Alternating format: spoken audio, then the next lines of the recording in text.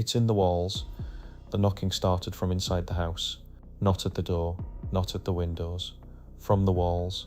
It came softly at first, like a fingernail testing paint. Then again, 3 taps, a pause, 3 more, measured, patient, as if whoever or whatever was knocking already knew I was awake. I had just moved into the cottage and spent the day trying to get settled. I lay frozen on the sofa, phone clutched in my hand, the torchlight trembling across the ceiling. The power had gone out an hour earlier, plunging the cottage into a darkness so thick it felt solid. Rural nights were always quiet. But this was different. This silence pressed back, the tapings moved.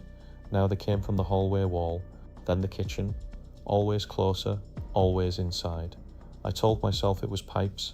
Old houses groan and click. Everyone knows that. I even laughed once. The sound died in my throat when the knocking answered me back.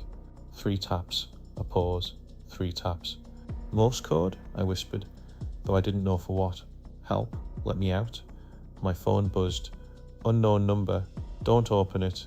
My stomach dropped. Open what? I typed, fingers slick with sweat. The reply came instantly. The walls. The knocking stopped. For a heartbeat, I almost welcomed the quiet until something shifted behind the plaster.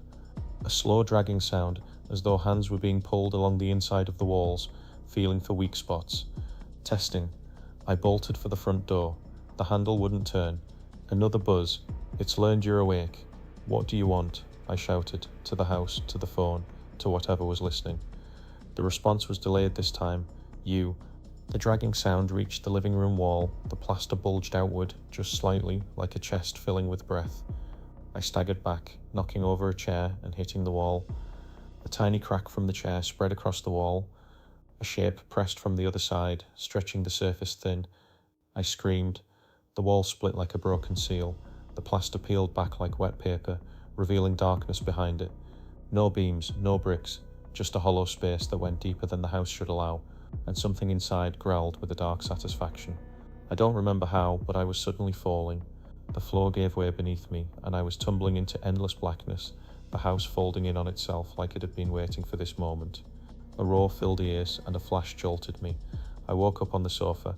Morning light streamed through the windows. Birds sang. The power hummed back to life. My phone lay on my chest. For a long time, I didn't move. Then I noticed the message history was gone. No unknown number, no warnings, no proof. I laughed shakily, convincing myself it had been a stress dream. Moving house will do that to you, I thought. New place, new noises. I stood, stretched, and froze. On the living room wall, faint but unmistakable, the same cracks from the night before, and beneath them, scratched into the plaster with careful, deliberate lines, were 3 words. You knocked first. My phone buzzed. The message read, Tonight I eat. From inside the walls, the knocking began again.